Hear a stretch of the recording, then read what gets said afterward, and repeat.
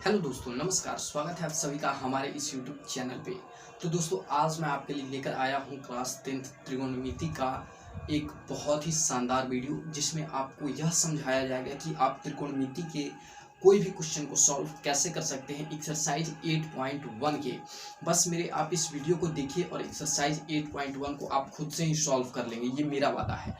बस आपको एक ही काम करना है कि मेरे इस वीडियो को शुरू से लेकर लास्ट तक आपको देखना है। और अगर आपने कल का मेरा जो वीडियो है त्रिकोणमिति का पाठ परिचय जो भी पढ़ाया है मैंने, उसमें बेसिक कंसेप्ट दिया है, अगर आपने उसको नहीं देखा है तो जाके पहले उसको देखिए। मैं लिंक डिस्क्रिप्शन में या अपने आई बटन पे दे दूंगा।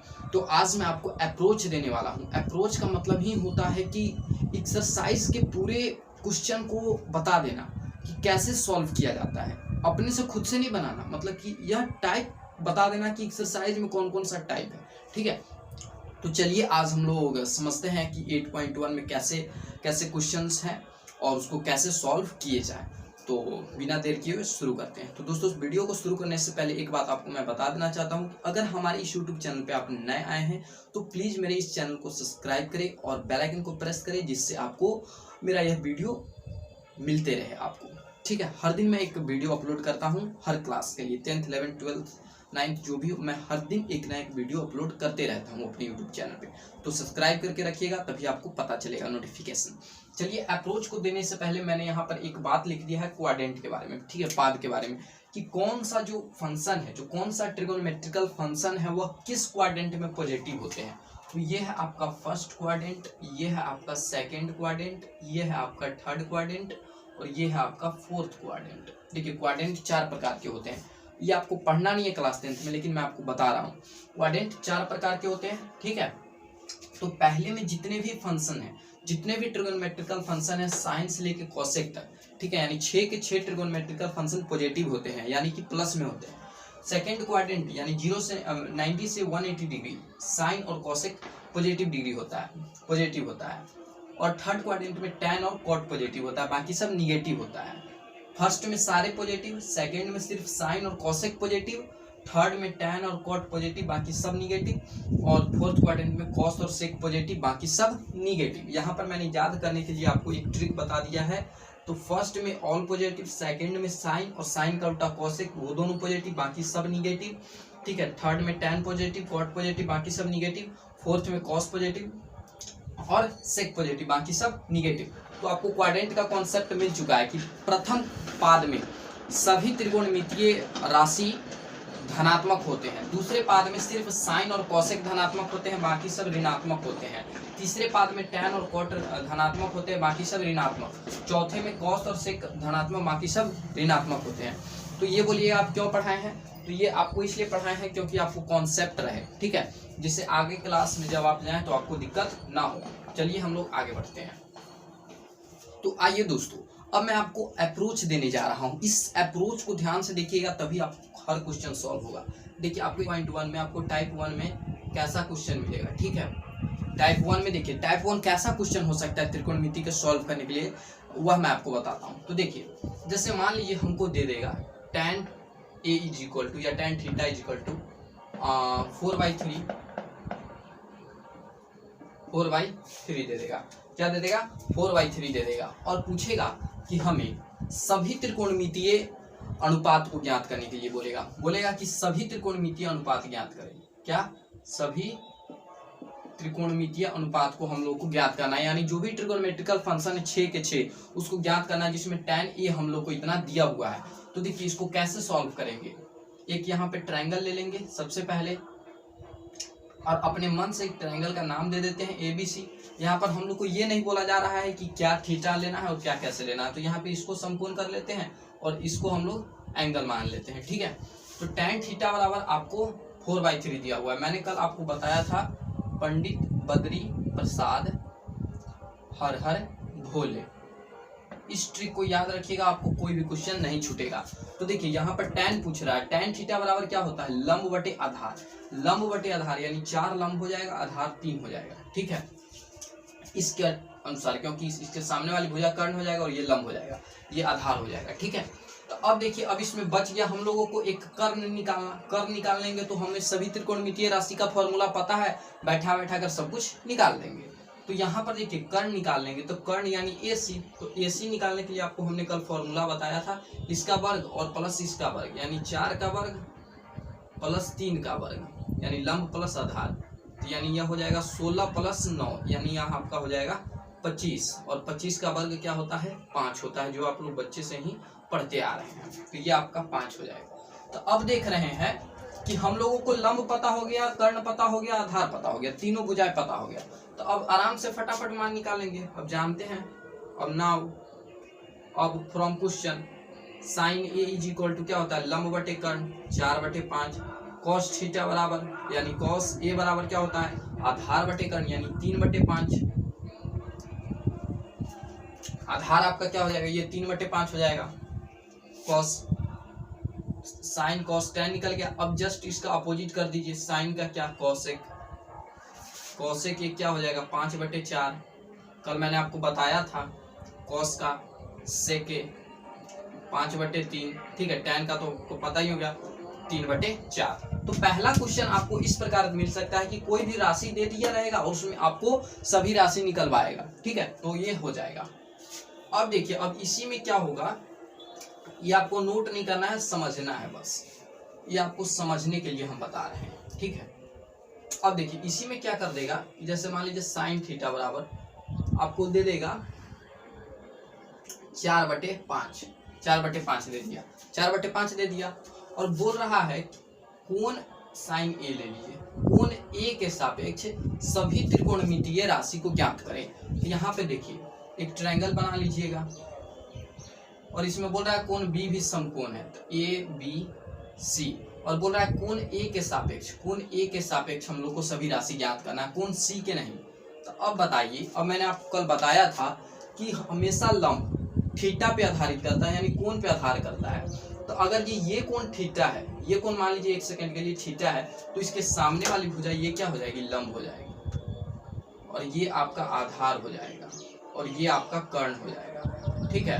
अगर इसको हम लोग थीटा मानते तो ये लंब हो जाता, क्योंकि थीटा के सामने वाली भुजा क्या होती है, लंब होती है। तो यहाँ पे देखिए साइन थीटा बराबर क्या दिया हुआ है, लंब बटे कर्ण दिया हुआ है। तो यानी कि लंब ये 4 हो जाएगा, कर्ण ये आपका 5 हो जाएगा। हम लोग को निकालना क्या है, आधार। आधार अर्थात AB निकालना है। तो AB निकालने के लिए 5 का वर्ग माइनस 4 का वर्ग, AB का स्क्वायर निकाल लीजिए। AB का स्क्वायर 25 माइनस 16, यानी AB कितना हो जाएगा, 25 में से 16 गया कितना, 9 हो जाएगा। तो यानी AB इज इक्वल टू क्या हो जाएगा, रूट के ऊपर 9 चढ़ जाएगा, तो यानी ये 3 हो जाएगा। आधार आपका 3 हो जाएगा, ठीक। अब देखिए, अब आधार जब 3 हो गया तो आप आराम से निकाल लीजिए सब कुछ। यहाँ पे साइन थीटा दिया हुआ है, tan थीटा मान लीजिए निकालने के लिए बोलेगा, tan A का फॉर्मूला पता है, लंब बटे आधार। तो अब इसके सापेक्ष निकालना है, इसके सापेक्ष। तो लंब इसके सापेक्ष ये हो जाएगा, ये एंगल के सामने वाली भुजा लंब होती है, एंगल के सामने वाली भुजा लंब होती है, लंब क्या हो जाएगी 4, और आधार भाई मेरे 3 हो जाएगा। तो ये हो जाएगा। अब देखिए कॉट निकालना होगा तो इसी का जस्ट अपोजिट 3/4 हो जाएगा। तो इसी प्रकार से आप निकाल सकते हैं कि हमेशा एक बात याद रखिएगा, थीटा के सामने की भुजा लंब होती है, थीटा के सामने की भुजा लंब होता है, क्या होता है, लंब होता है, ठीक है। हमेशा एक बात ये याद रखना है, इसको नोट कर लीजिए, बार बार मैं बोल रहा हूँ, थीटा के सामने की भुजा लंब होता है, ठीक है। चलिए आगे बढ़ते हैं। तो टाइप 1 में आपको इस प्रकार के क्वेश्चन मिल सकते हैं। अब देखिए, अब हम आपको टाइप 2 बताने चल रहे हैं, ध्यान से बस देखिएगा, सब कुछ आपको क्लियर होगा। अब टाइप 2 देखिए। अब देखिए कभी कभी क्या होता है कि जैसे दे देगा इसी में, टाइप 1 का ही है, 15 cot A is equal to मान लीजिए दे देगा आपको 19, ठीक है।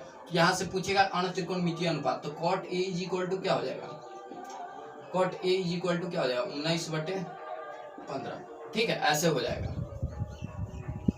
चलिए टाइप 2 को हम लोग अब समझते हैं। जैसे देखिए टाइप 2 में आपको दे देगा, मान लीजिए sine A is equal to 4/5 ही मान लीजिए, 4/5, तो पूछ देगा then sine square A plus cos square A का मान निकाले, और इसमें माइनस भी लगा देगा। तो कैसे निकालेंगे आपको पता ही है। सबसे पहले क्या कर लेंगे, यहाँ से एक त्रिभुज को हम लोग ड्रॉ कर लेंगे, लंब ये है, कर्ण ये है, हम लोग को इसको कौन मान लेंगे, तो ये आधार निकालना है। तो आधार आपको पता ही है 4, 25 4 यानी यह 3 हो जाएगा। तो अब देखिए sine square theta plus cos square theta equal to 1 होता है, ये बात याद रखिएगा। तो यहाँ से जैसे ही आप करेंगे, मतलब कि देखिए यहाँ पर एक बात याद रखिएगा, अभी मैं अप्रोच दे रहा हूँ, यहाँ पे 1 पूरा हो या ना हो मतलब नहीं रखता है, क्योंकि मैं अप्रोच दे रहा हूँ। बातों को समझिएगा, ये क्वेश्चन का पैटर्न यहाँ पे मैंने गलत ले लिया है। ये 4/5 नहीं होगा यहाँ पर जो मेरे दोस्त होगा वह 20 या 29 होगा, ठीक है। 20 29 21 होगा, 20 29 21 होगा, इस तीनों का जो राशि होगा 20 29 21 होगा, तब यह जाके 1 होगा। 20 29 21 यानी 21 और 29 होना चाहिए, ठीक है। लेकिन बातों को समझिए, यहाँ पर बातों को समझिए। तो यहाँ पर जैसे ही निकालने के लिए बोलेगा तो यहाँ पर हम लोग को दिया हुआ है साइन स्क्वायर ए, यानी स्क्वायर ए तो यानी 4/5 का स्क्वायर हो जाएगा, और प्लस कॉस का आप लोग को पता ही है आधार बटे कर्ण यानी 3/5। अब देखिए इसको सॉल्व करने पर अगर ये जो भी आ रहा है वही आपका उत्तर हो जाएगा, लेकिन एक फॉर्मूला होता है sine square theta plus cos square theta equal to 1, तो यही आपका हो जाएगा। तो हमेशा त्रिभुज में कुछ भी नहीं करना है कि तीनों भुजा की मान को ज्ञात कर लेना है और उसमें डाल देना है, आपका आंसर आ जाएगा।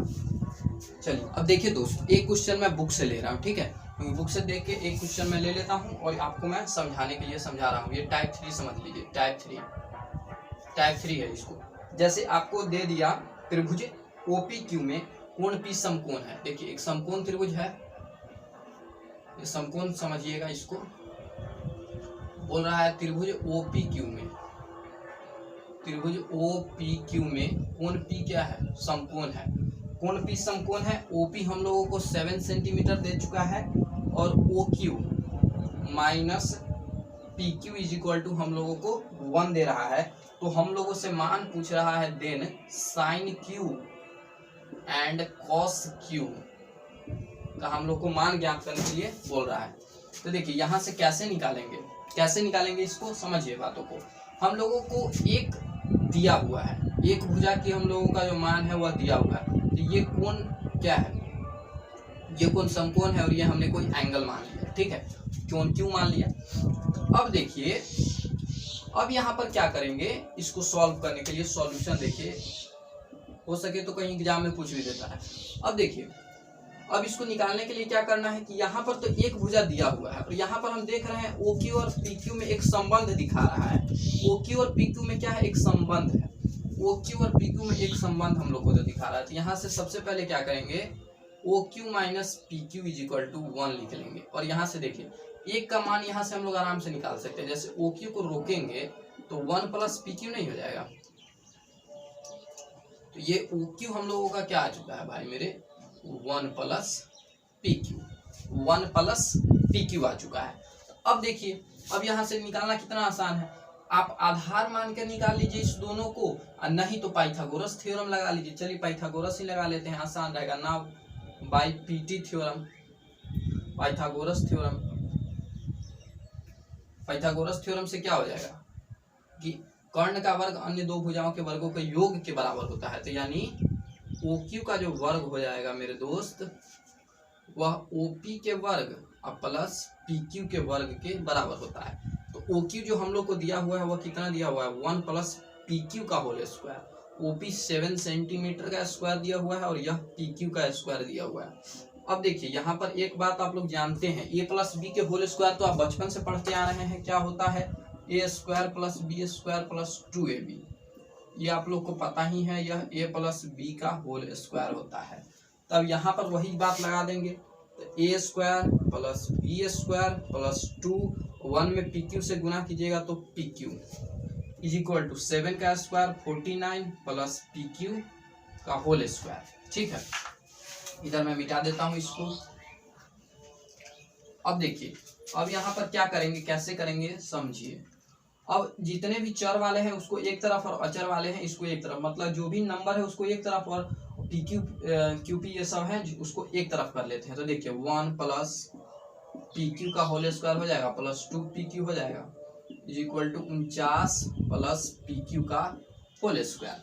अब देखिए अब क्या करिए, PQ का होल स्क्वायर प्लस या डायरेक्ट चाहे कर लीजिए 2pq, और इसको इधर खींचेगा तो ये माइनस में हो जाएगा, pq का whole square is equal to 49। इस एक को इस तरफ ले आएंगे तो इधर प्लस में है तो इधर आके माइनस में हो जाएगा। ठीक है, pq के स्क्वायर से pq का स्क्वायर कैंसल आउट हो जाएगा, 2pq इज इक्वल टू 48 हो जाएगा, pq इज इक्वल टू 24 हो जाएगा।